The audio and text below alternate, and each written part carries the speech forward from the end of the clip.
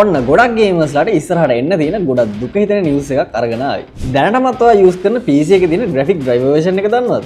දැනට තියෙන latest graphic driver version එක තමයි 576.88 කියන graphic driver version එක. ඉතින් මේ දැනට අවිලා තියෙන latest graphic drivers පරණාපු 1050, 1060, 960, 1080 වගේ කාඩ් වලටත් support කරන විදිහට තමයි යාලා තවමත් release කරන්නේ. හැබැයි මෙයාලා ඉස්සරහට එවන්න ඉන්න graphic driver version එක වෙන 580 කියන graphic driver version එකෙන් පස්සේ GTX 700, 900, 10 කියන series වලට තියෙන support එක නැති වෙලා යනවා. හැබැයි මෙයාලා 580 කියන මේ graphic driver version එක release කරන date එකක් තවම confirm කරලා නැහැ.